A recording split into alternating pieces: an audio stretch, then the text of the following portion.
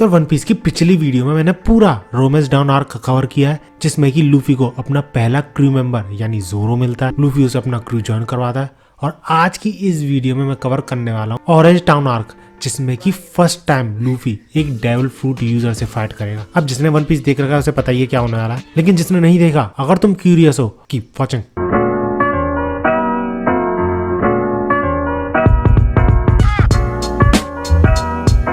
और वीडियो शुरू करने से पहले बता दूं कि पिछला जो आर्क था वो एक इंट्रो आर्क था, इसलिए मैंने डिटेल में एक्सप्लेन किया था। लेकिन इस आर्क के साथ we will speed run through One Piece story. Story की स्टार्टिंग होती है वहीं से जहां पर की पिछली वीडियो एंड हुई थी। लूफी और जोरो कोबी और बाकी सारे मरीन्स को पूरे के पूरे विलेज को गुड बाय कह के वहां से निकल जाते हैं। और जब इसी दौरान वो एक दूसरे से कुछ बातें कर रहे होते हैं तो तभी उन्हें रियलाइज होता है कि वो काफी ज्यादा भूखे हैं। अभी खाकर निकले थे वैसे तो, लेकिन स्टिल काफी टाइम हो गया था क्योंकि इन्हें सी में इसलिए भूख लग रही थी। और तभी उनकी नजर जाती है एक बर्ड पे, जिसमें लूफी बोलता है कि उसको हंट करते हैं और खा लेते हैं। लेकिन उसे हंट करना तो छोड़ो, बर्ड उसी को उड़ा के ले जाता है, जिसपे जोरो उसका पीछा करता है। और इसी टाइम पे रास्ते में उसे मिलते हैं तीन लोग जो कि डूब रहे थे समुद्र के बीच में। अब उन तीनों के लिए जोरो रुक तो नहीं सकता था, लेकिन उनसे बोलता है कि जल्दी से जल्दी चढ़ जाओ नाव में तुरंत, मैं रोकूंगा नहीं।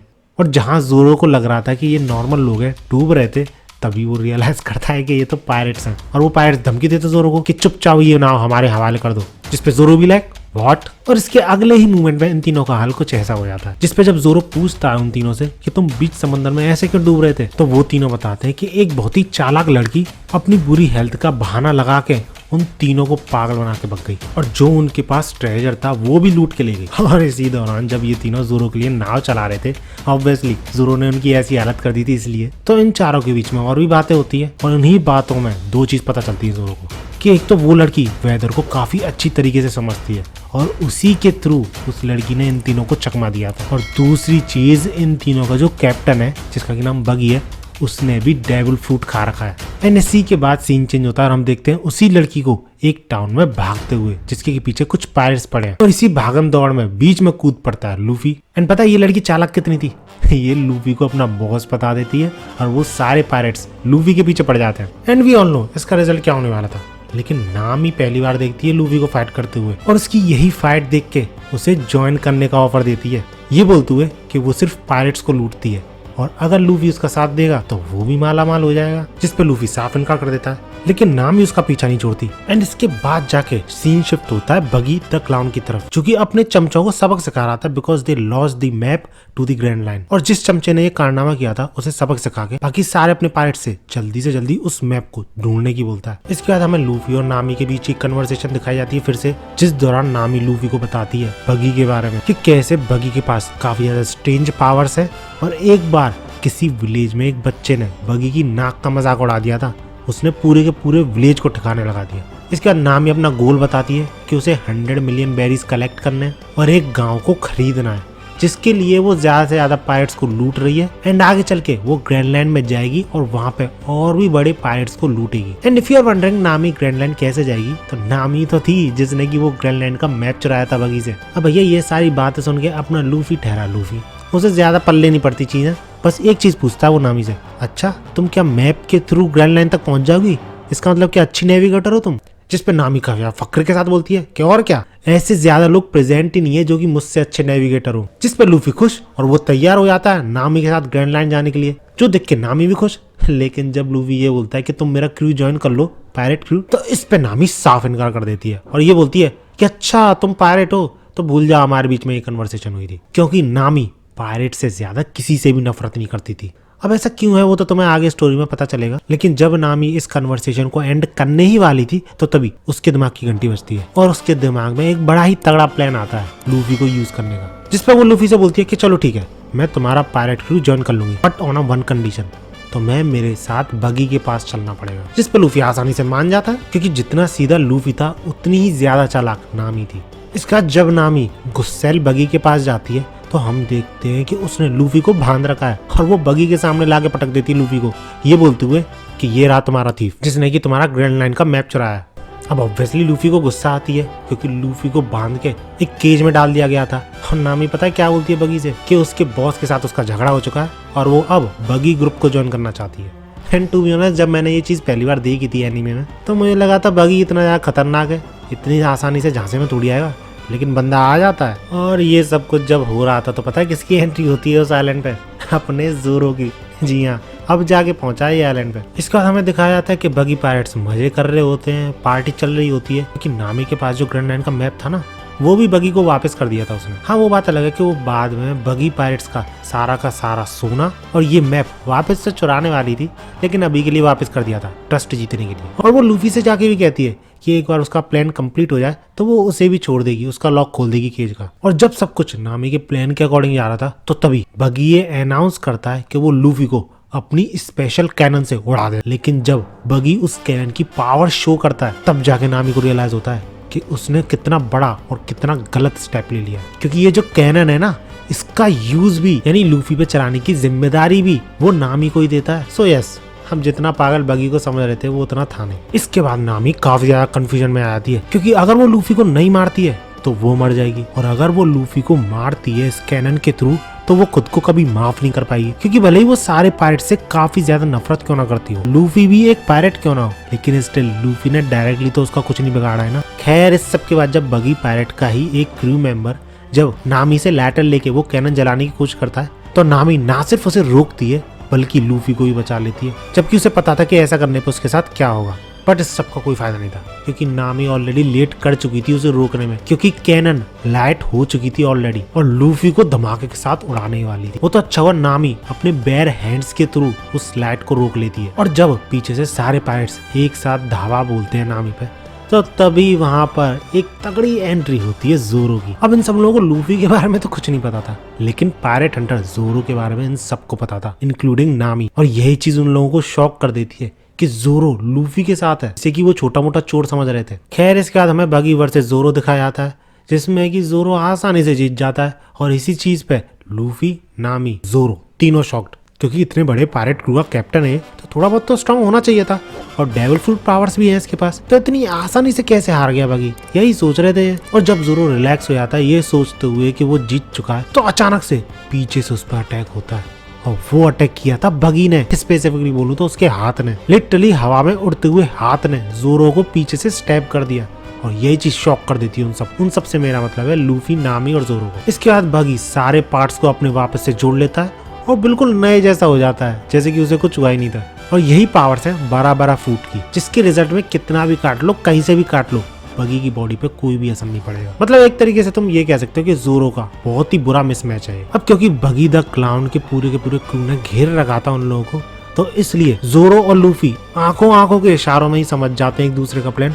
और ज़ोरो वो जो बगी की कैनन थी ना, उसकी डायरेक्शन बगी के क्रू की तरफ ही कर देता है और उनकी बनाई कैनन उन पे यूज कर देता है, जिसके थ्रू ज़ोरो, नामी और लूफी को मौका मिल जाता है और वो वहां से निकल लेते हैं। अब इस सब के बाद क्योंकि बगी को काफी ज्यादा गुस्सा आती है, तो वो पूरे टाउन को छानने के लिए अपने वाइस कैप्टन को भेजता है। इतने में सीन शिफ्ट होता है ज़ोरो और लूफी की तरफ, जिसमें से ज़ोरो तो काफी सीरियसली इंजर्ड था और लूफी उस केज से बाहर ही नहीं निकल पा रहा था। एंड तभी एंट्री होती है वहां पे नामी की, जो कि उसी केज की चाबी चुरा लाई थी लूफी और ज़ोरो का एहसान चुकाने के लिए, क्योंकि उन दोनों ने हेल्प करी है नामी की वहां से बच निकलने में। लेकिन लूफी उसका कुछ और ही मतलब समझता है, वो ये सोचने लग जाता है कि नामी मान गई है उनका क्रू ज्वाइन करने की। और इसी बसड़ के बीच एक कुत्ता वो चाबी खा लेता है, जिसपे ये तीनों शॉक्ड। और जब लूफी उसका गला घोट के उसके मुंह से वो चाबी निकालने की कोशिश कर रहा था, उन्हें दिखता है एक आदमी। इस पूरे विलेज में एक ही आदमी अब जाके दिखाया इन्हें, क्योंकि ज्यादातर लोग एस्केप कर गए इस विलेज से बगी के डर से। और ये जो बंदा था चीफ था विलेज का, और ये आते ही ज़ोरो को रेस्ट करने के लिए जगह देता है, क्योंकि ज़ोरो किसी भी डॉक्टर का इलाज कराने से मना करवा देता है, तो इसलिए रेस्ट करने के लिए जगह ही मांगता है वो, और वो दे देता है। एंड इसके बाद ये लूफी और नामी से बातें करता है, इस कुत्ते के बारे में बताता है कि कैसे इसका मास्टर जो था एक इलनेस की वजह से मर गया था,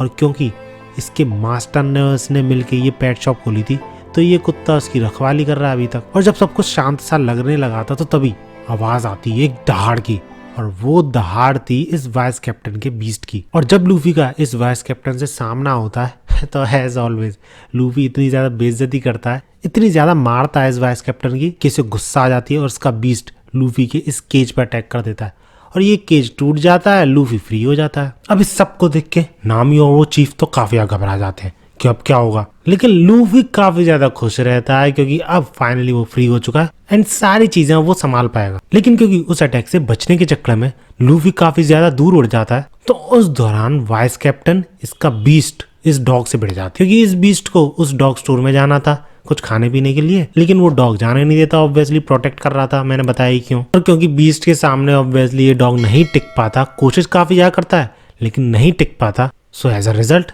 ये पूरा का पूरा स्टोर तबाह हो जाता है। और जब लूफी वापस लौटता है और ये चीज देखता है, उस डॉग को रोते हुए देखता है लिटरली, तो काफी ज्यादा फ्यूरियस हो जाता है। जिसके बाद वो उस वाइस कैप्टन के सामने जाके खड़ा हो जाता है और अपने एक अटैक के थ्रू उस लायन को जमीन में गाड़ देता है। जो देख के ये वाइस कैप्टन कंप्लीटली शॉक्ड, क्योंकि इसने पहली बार लूफी की ऐसी पावर्स देखी थी और उसे समझ में आ जाता है कि उसके कैप्टन की तरह ही लूफी ने डेविल फूड खा रखा है। एंड ये चीज रियलाइज करने के बाद उसकी फट के हाथ में आ जाती है और वो सब कुछ देने को तैयार हो जाता है लूफी को। एंड दैट्स इट, होना क्या था, लूफी बुरी तरह धो देता है उसे। इसके बाद लूफी वापस जाता है और वो उस कुत्ते को लास्ट बचा हुआ पेट फूड जो कि वो उस लायन से या फिर बोलो उस वाइस कैप्टन से लेकर आया था, वो उसके सामने रख देता है। दूसरी तरफ नामी काफी ज्यादा गुस्सा कर रही होती है क्योंकि फिर से एक पायरेट ने एक इनोसेंट सोल के साथ ऐसा किया है, और क्योंकि लूफी भी एक पायरेट था तो इसलिए सारी गुस्सा उस पर उतार रही होती है। लेकिन लूफी ज्यादा ध्यान नहीं देता नामी की तरफ, क्योंकि उसे पता है कि नामी के साथ कुछ ना कुछ बुरा किया है पायरेट ने, और अभी भी उसने एक पायरेट को बुरा करते हुए देखा है,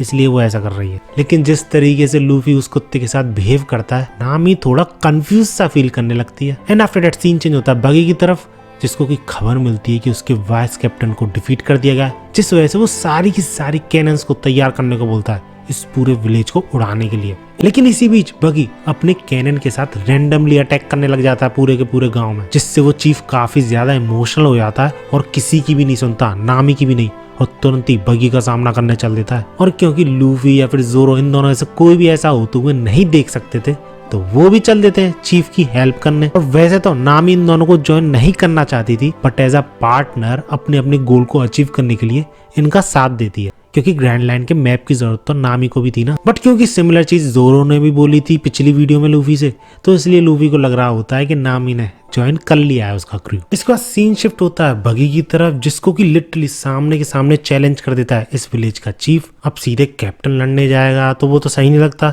इसलिए वाइस कैप्टन के बाद जो सबसे स्ट्रॉन्गेस्ट है बगी के क्रू में, वो ठिकाने लगाने की पूछता है बगी से। लेकिन बगी बोलता है कि वो मुझे चैलेंज कर रहा है तो मैं देखूंगा, और यही सब बातें चलती रहती हैं। जिसके बाद बगी अपने हाथ का यूज करके, टू बी एग्जैक्ट अपना हाथ अलग करके उस चीफ का गला पकड़ लेता है और उससे पूछता है कि क्यों आया यहाँ पे। तो वो चीफ बोलने लग जाता है कि अपने विलेज को प्रोटेक्ट करने आया हूँ, और ऐसे ही इन दोनों के बीच में बहस चलती है। और जब बगी ऑलमोस्ट इस चीफ को मारने ही वाला था, तो तभी वहां पे लूफी पहुंच जाता है और उसे बचा लेता है। लेकिन ये बावला चीफ खुद तो पीछे हटता ही नहीं है, उल्टा लूफी और जोरो से पीछे हटने को बोलता है कि वो उसकी लड़ाई है। इसके बाद गैस व्हाट, लूफी क्या करता है, इस चीफ को मार के अनकॉन्शियस कर देता है, सो डैट वो उसके क्रू और बगी के क्रू के बीच की फाइट में ना आए और जबरदस्ती खुद को हट ना पहुंचा ले। इसके बाद सबों के सामने लूफी बगी की बेइज्जती करता है, उसकी नाक की बेइज्जती करता है। और जैसा कि मैंने वीडियो में बताया था तुम्हें, बगी को बिल्कुल भी पसंद नहीं कि उसकी नाक की बेइज्जती कोई करे। जिसके बाद बगी बिना कुछ सोचे समझे ना आए देखता ना बाएं, और तुरंत ही अपनी कैनन शूट कर देता है उन तीनों पे, जो देख के जोरो और नामी बिल्कुल शॉक्ड और घबरा जाते हैं कि अब क्या होगा। लेकिन लूफी हटता ही नहीं है सामने से, जिससे और भी ज्यादा घबरा जाते हैं वो दोनों। लेकिन उन्होंने क्या बताया था, लूफी आसानी से उस कैनन बॉल से ना सिर्फ बच जाता है, उन दोनों को भी बचा लेता है और उस कैनन बॉल को बाउंस बैक भी कर देता है, जिससे बगी का खुद का क्रू उड़ जाता है। लेकिन डस्ट क्लियर होने के बाद रिवील होता है कि उसके क्रू में यानी बगी के क्रू में कुछ लोग बच गए, जिनमें से पहला बगी था, दूसरा वाइस कैप्टन था, तीसरा कमांडर था। यानी ये बंदा वाइस कैप्टन के बाद जो स्ट्रॉन्गेस्ट है, या फिर वाइस कैप्टन और इसे बराबर स्ट्रॉन्गेस्ट मान सकते हो। और पता है ये बचते कैसे इस एक्सप्लोजन से, यही क्रूमेट्स का यूज करके। इसके बाद वाइस कैप्टन को तो बगी लूफी की तरफ फेंक देता है ऐसे ही क्योंकि उसने बताया नहीं था कि लूफी एक रबर मैन है। टू बी ऑनेस्ट उसने बताया था लेकिन बगी ने सुना नहीं था, तो इसलिए वाइस कैप्टन तो पहली बार हो जाता है। और क्योंकि कमांडर जो था उसने इस वाइस कैप्टन के बीस्ट का यूज किया था बॉम्ब ब्लास्ट से बचने के लिए, तो वो बीस्ट भी बाहर हो जाता है। सो बचते हैं ये कमांडर और बगी, एंड इन दोनों की फाइट होती है लूफी और जोरो से, जिसमें से जोरो इस कमांडर से फाइट करता है। और क्योंकि जोरो काफी ज्यादा इंजर्ड था, तो ये कमांडर उसी इंजरी का बार बार फायदा उठाता है, जिस पे जोरो भी रहा है। तुम्हें क्या लगता है इस इंजरी पे बार बार वार करके तुम मुझसे जीत जाओगे? और ऐसा कहते हुए जोरो उसी इंजरी पे खुद ही वार कर लेता है और अपने आप को ही घायल कर लेता है, ये बोलते हुए कि मुझे वर्ल्ड स्ट्रॉन्गेस्ट सोर्समैन बनना है, और अगर मैं इससे भी ज्यादा बुरी इंजरी के साथ तुम्हें नहीं हरा सकता तो ये सपना कभी पॉसिबल होगा ही नहीं। अब ये बड़ी बड़ी बातें तो एक तरफ, लेकिन मुझे ये मूव बिल्कुल ही बेतुका लगा ऐसे ही। लेकिन दूसरी तरफ लूफी और इस कमांडर को काफी ज्यादा कूल लगती है ये चीज। इसके बाद जाके जोरो और इस कमांडर के बीच असली फाइट शुरू होती है, और इसी फाइट के दौरान लूफी से नामी बोलती है कि बगी पायरेट्स का जो ट्रेजर है वो तो वहाँ पर पड़ा हुआ है जिसे कि मैं लेके निकल जाऊंगी, और जो ट्रेजर मैप है यानी ग्रैंडलैंड का जो मैप है वो 100% बगी के पास होगा। तो इसलिए अगर तुम उस मैप को लाने में कामयाब रहते हो तो हमारी डील पक्की और मैं तुम्हारे साथ चल दूंगी एज अ नेविगेटर। जिस पर लूफी भी तैयार और नामी वहाँ से निकल जाती है। और इसी के बाद हमें दिखाई जाती है जोरो की फाइट, जो कि आसानी से इस कमांडर को हैंडल कर रहा था इतनी बुरी इंजरीज के बावजूद। और इसका जो फाइनल अटैक था ना यानी इस कमांडर का, इसको भी आसानी से डॉज कर लेता है जोरो। और क्योंकि बगी को भी लग रहा था कि उसका कमांडर हारने वाला है तो वो मदद करने की कोशिश करता है जोरो को पीछे से पकड़ के, लेकिन लूफी उसे ऐसा करने से रोक लेता है एंड एज अ रिजल्ट जोरो आसानी से उस कमांडर को हरा देता है ओनी गिरी का यूज कर। और इसी चीज के बाद वो खुद भी कोलैप्स कर जाता है और बाकी सारी चीजें लूफी पे छोड़ देता है। इसके बाद लूफी और बगी के बीच में कुछ बहसबाजी होती है जिसमें कि काफी सारी चीजें रिवील होती है, जिसमें से कि पहली है लूफी एक पायरेट है ना कि कोई चोर है। ये चीज बगी को पता चलती है। दूसरी चीज बगी को लूफी का ड्रीम पता चलता है जो कि एक पायरेट किंग बनना है। ऑब्वियसली उसे भरोसा नहीं होता कि इतना छोटा सा बच्चा पायरेट किंग कैसे बन जाएगा। हमेशा सारे लोगों का रिएक्शन यही रहता है लूफी का ड्रीम सुनकर। एंड इसके बाद तीसरी चीज ये भी रिवील होती है कि बगी शैंक्स के बारे में जानता था और ये चीज लूफी को भी काफी ज्यादा शॉक कर देती है। लेकिन लूफी के पूछने पे कुछ भी बताता नहीं है बगी शैंक्स के बारे में जो भी वो जानता है। इसके बाद इन दोनों की फाइट शुरू हो जाती है और इतनी तगड़ी फाइट को देखने के लिए वैसे तो वहाँ पे कोई प्रेजेंट नहीं था, जो भी प्रेजेंट थे बेहोश पड़े थे, लेकिन जो लोग बेहोश नहीं थे वो भी बेहोश होने का नाटक कर रहे थे सो डैट वो इन्वॉल्व ना हो जाए इस फाइट में।